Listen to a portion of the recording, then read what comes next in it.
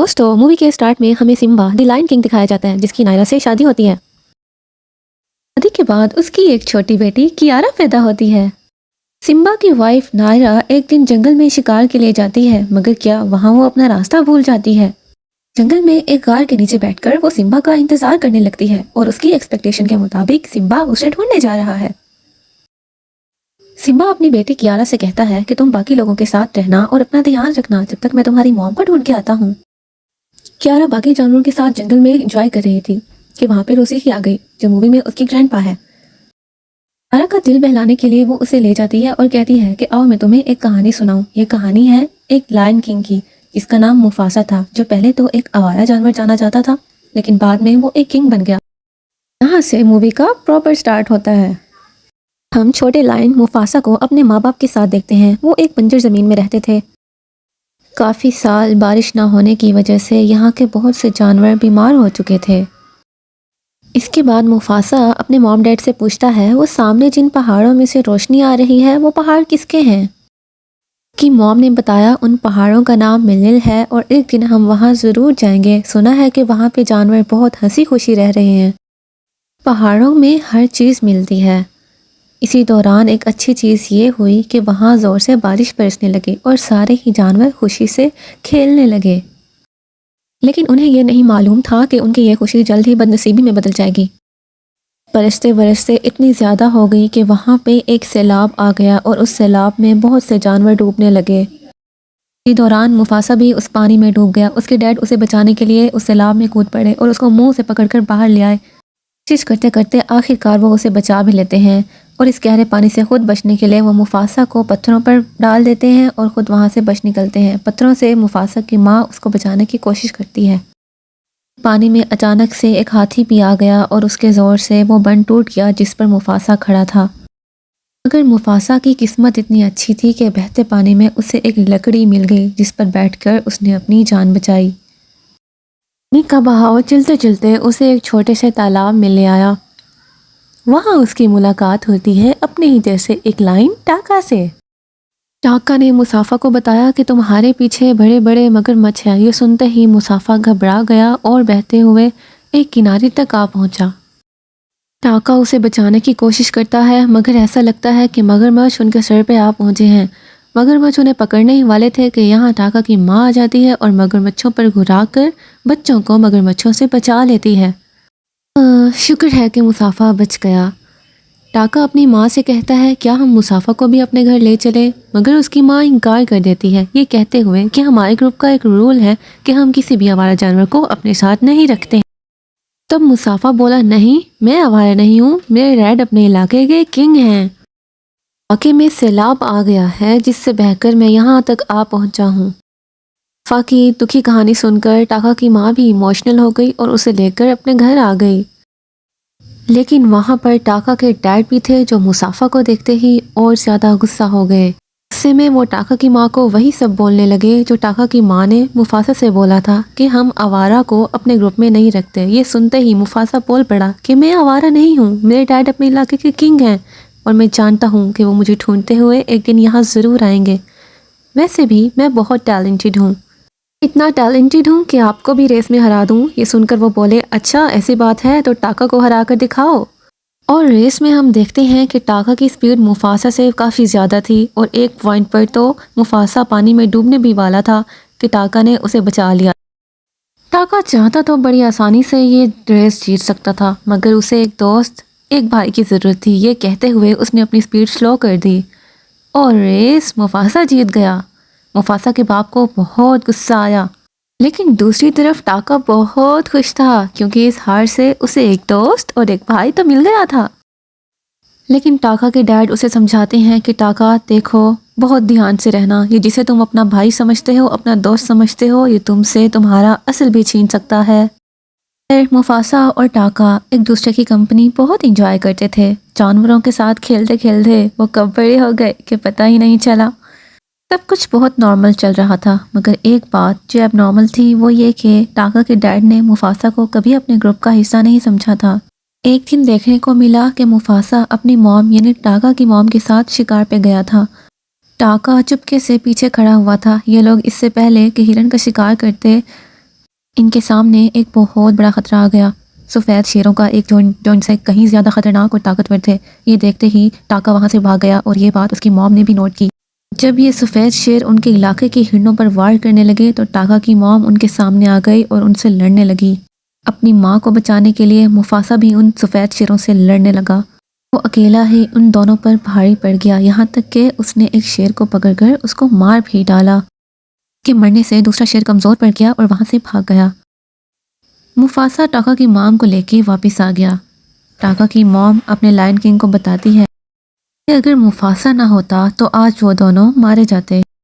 وہ بتاتی ہے کہ مفاسا ان دو طاقتور شیروں کے ساتھ اکیلے لڑا اور اس نے میری جان بچا لی۔ یہ سن کر ٹاکا کے ڈیڈ نے مفاسا سے پہلی دفعہ اچھے سے بات کی اور کہا کہ میں تمہارا احسان مند رہوں گا کہ تم نے میری وائف کی جان بچائی۔ یہ سن کر مفاسا کہنے لگا کہ مجھے ہواؤں کا رخ بتا رہا ہے کہ وہ ٹائیگرز ہم سے بدلہ لینے ضرور آئیں گے۔ اگر آپ چاہیں تو کسی خبری کو وہاں بھیج کر ان کی خبر لے سکتے ہیں۔ یہ ڈیڈ کا ایک مخبری ان شیروں کے علاقے میں گیا تو وہاں دیکھنے کو ملا کہ جس شیر کو مفاسا نے مارا تھا وہ وہاں کے کنگ کا بیٹا تھا اور اب وہاں کا کنگ مفاسا سے بدلہ لینے کو تیار تھا۔ سن کر کہ دوسرا سفید شیر اس کے بیٹے کو وہاں مرنے کے لیے چھوڑ آیا تو انہوں نے اس شیر کو بھی مار ڈالا۔ یہ دیکھ کر مفاسا کے ڈیڈ کے مخبری کو معلوم ہو گیا کہ وہ لوگ بہت ہی خطرناک اور طاقتور ہیں۔ ان کا مخبری اپنے علاقے میں واپس آیا اور ٹاکا اور مفاسا کے ڈیڈ کو آ کر بتایا کہ وہ لوگ بہت طاقتور ہیں۔ ان کا ایک شیر ہمارے دو شیروں کے برابر ہے اور وہ بہت تیز بھاگتے ہیں اور وہ بہت جلد ہم سے بدلہ لینے کے لیے ضرور یہاں آئیں گے۔ شاہ یہ سنتے ہی بہت زیادہ ڈر گئے اور انہوں نے ٹاکا سے کہا کہ اگر تمہیں اگلا بادشاہ بننا ہے تو تمہیں یہاں سے بھاگنا پڑے گا، یہاں کچھ نہیں بچے گا۔ اگر تم لوگ یہاں سے نہ بھاگے تو ہمارا نام و نشان باقی نہیں رہے گا۔ اگلی صبح ٹاکا کی موم مفاسا اور ٹاکا سے کہتی ہے کہ سامنے وہ پہاڑ جن کے درمیان سے روشنی آ رہی، اس جگہ کا نام ہے ملیلے، تمہیں وہاں جانا ہے اور تب تک وہاں رہنا ہے جب تک یہاں کا خطرہ ٹل نہ جائے، اس لیے کہ ٹھیک وقت آنے پر تم اپنی سلطنت دوبارہ سنبھال سکو۔ ٹاکا اور مسافہ تو وہاں سے نکل گئے لیکن پیچھے ہی سفید شیروں کا جھنڈ وہاں آ پہنچا۔ انہوں نے مفاسا اور ٹاکا کے ڈیڈ سے پوچھا کہ بتاؤ وہ کون تھا جس نے میرے بیٹے کو مارا۔ بادشاہ ایسے ایکٹنگ کرنے لگا جیسے اسے کچھ پتہ ہی نہیں ہے۔ یہ دیکھ کر سفید شیروں کے بادشاہ کو اور زیادہ غصہ آ گیا۔ مین وائل اس کے باقی شیر جو وہاں کی تلاشی لے رہے تھے انہیں پتہ چل گیا کہ دو شیر یہاں سے بھاگ چکے ہیں۔ یہ جان کر وہ ان کا پیچھا کرنے لگے۔ ان کی سپیڈ اتنی تیز تھی کہ وہ جلد ہی مفاسا اور ٹاکا کے قریب پہنچ گئے۔ یہ دیکھ کر مفاسا نے ٹاکا سے کہا کہ ہمیں ان سے لڑنا چاہیے، ان کا مقابلہ کرنا چاہیے، لیکن ٹاکا نے کہا نہیں، وہ تعداد میں بہت زیادہ ہیں، ہم ان سے لڑے تو مارے جائیں گے۔ ابھی وہ یہ باتیں کر ہی رہے تھے کہ سفید شیروں کا جھنڈ وہاں ان کے پاس آ پہنچا اور ان سے سوال کیا کہ کون تھا جس نے ہمارے نواب کے بیٹے کو مارا تھا۔ یہ سن کر مفاسا بہادری سے ان کے سامنے آیا اور کہنے لگا کہ ہاں، میں نے مارا تھا تمہارے نواب کے بیٹے کو۔ اگر انہوں نے ٹاکا کے خون کو اسمیل کر لیا اور انہیں معلوم ہو گیا کہ یہی اس علاقے کے بادشاہ کا بیٹا ہے اور اسی نے ہی ہمارے نواب کے بیٹے کو مارا ہوگا۔ مفاسا انہیں بتاتا رہ گیا کہ نہیں میں نے مارا ہے۔ پھر وہ ٹاکا کے پیچھے رہے اور ٹاکا اور مفاسا وہاں سے بھاگ نکلے۔ بھاگتے بھاگتے وہ ایک پہاڑی کی کنارے پر آ پہنچے جس کے نیچے ایک بڑا سمندر تھا۔ اس سمندر میں دونوں نے چھلانگ لگا دی اور پانی کے بہاؤ سے وہ ایک میدان میں آ پہنچے۔ رات کا وقت ہو چکا تھا۔ پانی سے تو یہ لوگ بچ نکلے تھے مگر اب انہیں بہت زیادہ بھوک لگ رہی تھی۔ یہ لوگ کھانے کی تلاش میں نکلے۔ گھومتے گھومتے انہیں اپنے جیسے ایک جانور کی اسمیل آئی۔ وہ ایک شیرنی تھی جس کا نام سرابی تھی۔ انہیں دیکھ کر وہ بہت خوش ہوئی، سکا سانس لیا۔ وہ بتاتی ہے کہ ان سفید شیروں کا ڈر ہر جگہ بیٹھا ہوا ہے، انہوں نے میرے بھی پورے گروپ کو مار ڈالا ہے اور بس میں ہی بچی ہوں۔ یہاں پر ہم ایک شاجو نام کے چھوٹے سے برڈ کو دیکھتے ہیں جو سرابی کا تھا۔ سرابی کے لیے یہ ایک جاسوس کا کام کرتا ہے اور سفید شیروں کے آنے سے پہلے وہ اسے چھپنے کا بتا دیتا ہے۔ وہ ایک قسم کا اس کا ایک باڈی گارڈ ہے۔ بات کرنے پر پتہ چلا کہ سرابی بھی ملیلے جانا چاہتی تھی۔ یہ چاروں اپنا آگے کا سفر ایک ساتھ طے کرتے ہیں۔ تھوڑا آگے چل کے انہیں کھانے کی خوشبو آئی۔ دراصل یہ کھانے کی نہیں بلکہ بندروں کی خوشبو تھی جنہیں یہ مار کھاتے تھے۔ وہاں مفاسا کو ملا ایک بندر جس کا نام رفیقی تھا۔ اس کی عمر کافی کم ہے۔ رفیقی کو اس کے جیسے بندر بالکل پسند نہیں کرتے۔ وہ اسے اپنے جھنڈ سے نکال چکے ہیں۔ ایسے میں ہی رفیقی ملا ان تینوں سے اور ان کا دوست بن گیا۔ کیونکہ جیسے ہی وہ تینوں اس کو کھانے کا سوچنے لگے، رفیقی نے ان کو بتایا کہ مجھے تو ملیلے کا راستہ آتا ہے۔ یہ سن کر وہ تینوں بہت خوش ہوئے اور اس سے دوستی کر لی۔ رفیقی نے انہیں بتایا کہ وہ پہلے ملیلے رہتا تھا اور اب دوبارہ وہیں جا رہا ہے کیونکہ وہاں میرا بھائی رہتا ہے۔ بھائی والی بات تو جھوٹ تھی، مگر ہاں یہ سچ تھا کہ اسے ملیلے کا راستہ آتا تھا۔ خیر، رفیقی اور وہ تینوں چل پڑتے ہیں۔ سفر کرتے کرتے صبح ہو جاتی ہے اور سرابی ہواؤں کے رخ سے پتہ چلاتی ہے کہ وہ سفید شیر ابھی بھی ان کا پیچھا کر رہے ہیں۔ سرابی کو لگتا ہے کہ وہ سفید شیر ان کی نسل کو بھی ختم کرنا چاہتے ہیں۔ وہ انہیں یہاں پہ ریسٹ کرنے سے منع کرتی ہے۔ اس طرح وہ اپنا سفر کنٹینیو رکھتے ہیں۔ ٹاکا مفاسا کو بتاتا ہے کہ سرابی اسے اچھی لگنے لگی ہے۔ مفاسا اسے امپریس کرنے کے ٹرکس بتانے لگتا ہے۔ اسے کہتا ہے کہ اس کے جسم سے گلاب کی خوشبو آتی ہے، اسے جا کے یہ بتاؤ تو وہ بڑا امپریس ہوگی، کیونکہ لڑکیوں کو ایسی باتیں بہت اچھی لگتی ہیں۔ اور مفاسا کے کہے کے مطابق ایسا ہی ہوتا ہے اور سرابی ٹاکا سے اچھا خاصا امپریس ہو جاتی ہے۔ خیر، اس کے بعد ان کے سامنے ہاتھیوں کا ایک جھنڈ آ جاتا ہے اور ساتھ ہی سفید شیر ان کے بہت قریب آ چکے تھے۔ اصل میں سفید شیر ان کے قریب اتنی جلدی اس لیے آ گئے تھے کیونکہ وہ بہت بڑی بڑی چھلانگیں لگا سکتے تھے اور انہوں نے پہاڑی علاقہ چھلانگیں لگا لگا کے سر کر لیا تھا۔ بہرحال سفید شیروں سے بچنے کے لیے انہیں کچھ تو جگاڑ کرنا تھا۔ اسی دوران سرابی شہد کی مکھیوں کا ایک چھتا پھاڑ دیتی ہے اور مدھو مکھیاں ہر طرف پھیل جاتی ہیں۔ ان مدھو مکھیوں نے ہاتھیوں کو تڑپا دیا اور ہاتھی بے ہنگم ادھر ادھر بھاگنے لگے اور سفید شیر ان کے درمیان ہی کہیں کھو کر رہ گئے۔ ایسے میں وہ سفید شیروں سے تو بچ جاتے ہیں، مگر سرابی جو درخت پر چڑھی تھی وہ ایک ٹہنی پر اٹک جاتی ہے اور وہاں سے گر کر ہاتھیوں کے جھنڈ میں آ جاتی ہے۔ پہلے کہ کوئی بڑا ہاتھی اس پر اپنا پاؤں رکھ کر اسے مار ڈالتا، مفاسا اسے بچانے کے لیے اس کے پاس آتا ہے، اسے وہاں سے لے جاتا ہے اور اس کے اوپر خود کو ڈھک کر کے کھڑا ہو جاتا ہے اور اس طرح سے وہ اسے ہاتھیوں سے بچا جاتا ہے۔ ان ہاتھیوں کے تیز تیز بھاگنے سے وہ پہاڑ ٹوٹنے لگ جاتے ہیں اور پتھروں کی وجہ سے راستہ بند ہو جاتا ہے ان شیروں کا جو مفاسا وغیرہ کو مارنے کے لیے انتظار میں کھڑے تھے۔ خیر، اس طرح سے سفید شیروں کا خطرہ تو شکر ہے ٹل جاتا ہے، مگر دوسری طرف سرابی بے ہوش تھی۔ رفیقی فوراً اس کے پاس آتا ہے۔ رفیقی نے اس کے گردن کی کچھ نسیں دبا کر اسے واپس سے ہوش میں لے آتا ہے۔ سرابی اٹھتے ہی سب سے پہلے یہ سوال کرتی ہے کہ میری جان کس نے بچائی تھی؟ مفاسا بنا ہچکچائے فوراً جھوٹ بول دیتا ہے کہ تمہاری جان ٹاکا نے بچائی تھی۔ دراصل مفاسا چاہتا تھا کہ سرابی ٹاکا سے امپریس ہو جائے۔ ٹاکا خود مفاسا کے اس جھوٹ سے حیران تھا۔ سرابی نے ٹاکا کا تھینک یو کیا اس کی جان بچانے کے لیے۔ رفیقی جس نے اپنی آنکھوں سے سب سچ دیکھا تھا، اس کے دل میں مفاسا کے لیے عزت اور بھی بڑھ جاتی ہے کیونکہ وہ دیکھتا ہے کہ مفاسا بہادر ہونے کے ساتھ ساتھ بہت ہی بڑے دل کا مالک ہے۔ یہ لوگ اپنا سفر کنٹینیو کرتے ہیں اور برفیلے پہاڑوں پر جا پہنچتے ہیں۔ یہ لوگ بس ملیلے پہنچ ہی جاتے، روشنی انہیں اپنے بہت قریب دکھائی دے رہی تھی۔ پھر پرابلم یہ تھی کہ جیسے جیسے یہ لوگ آگے بڑھ رہے تھے برف میں ان کے پیروں کے نشان دھس رہے تھے۔ اسی دوران مفاسی سرابی کے برڈ سے ریکویسٹ کرتا ہے کہ تم جا کر ہمارے پیروں کے سارے نشان برف سے مٹاتے رہو۔ مفاسا کا یہ آئیڈیا بہت اچھے سے کام کر رہا تھا۔ جب سفید شیر یہاں پہنچے تو انہیں پیروں کے کوئی نشان نہ دکھائی دیے اور وہ تو کنفیوز ہو کر ہی رہ گئے کہ اب وہ ان شیروں کو پکڑنے کے لیے کس ڈائریکشن میں جائیں۔ سرابی تو مفاسا سے امپریس ہو کر رہ جاتی ہے۔ اس کے علاوہ بھی سفر کے دوران مفاسا کے ایسے ایسے آئیڈیاز اور ایسے ایسے فیصلے تھے جو بہت ہی عقل مندانہ تھے اور سرابی بہت امپریس ہوئی تھی۔ اور ایسے دوران ہی سرابی کو پتہ چل جاتا ہے کہ وہ مفاسا ہی تھا جس نے اس کی جان بچائی تھی۔ اور اس کی ذہانت کا اندازہ لگاتے ہوئے سرابی نے یہ بھی گیس کر لیا کہ اس کے جسم سے آتی پھولوں کی خوشبو کو بھی مفاسا نے ہی اسمیل کر لیا تھا، نہ کہ ٹاکا نے۔ سب جان کر سرابی مفاسا سے امپریس ہونے لگی اور یہ محسوس کر کے مفاسا اسے بار بار یقین دلاتا کہ نہیں، یہ سب کام تو ٹاکا نے کیے ہیں۔ کہ یہ بحث چلتی رہی۔ سرابی چاہتی تھی کہ مفاسا کنفیس کرے کہ یہ سارے کام اسی نے کیے ہیں۔ تو ایسے دیکھ کر ٹاکا جیلس ہونے لگا اور ٹاکا کو لگا کہ مفاسا اس کے ساتھ غداری کر رہا ہے۔ ٹاکا کو اپنے ڈیڈ کی وہ بات یاد آنے لگی جب انہوں نے کہا تھا کہ ایک دن آئے گا جب مفاسا تم سے تمہارا سب کچھ لے اڑے گا۔ غصے میں ٹاکا کو اور تو کچھ نہیں سوچتا کہ اب وہ سفید شیروں کے پاس چلا جاتا ہے۔ کہنے لگتا ہے تم جانتے ہو وہ کون تھا جس نے تمہارے بیٹوں کو مارا؟ وہ میں نہیں بلکہ وہ مفاسا تھا۔ کہتا ہے کہ میری رگوں میں بادشاہ کا خون ضرور ہے، مگر تمہارے بیٹے کو مفاسا نے قتل کیا تھا اور میں مفاسا کو پکڑنے میں تمہاری مدد کروں گا کیونکہ مفاسا سے میں نے بھی اپنے آپ کئی بدلے لینے ہیں۔ لوگ ملیلے کی طرف جا رہے ہیں، اگر تم چاہو تو میرے پیروں کے نشانوں کا پیچھا کرتے کرتے ملیلے پہنچ جانا، وہاں تمہیں مفاسا مل جائے گا اور تم اسے مار ڈالنا۔ کا راتوں رات واپس آ جاتا ہے اور وہ لوگ اپنا سفر دوبارہ سے شروع کر لیتے ہیں۔ پہاڑی کو پار کرتے ہوئے فائنلی یہ لوگ ملیلے پہنچ جاتے ہیں۔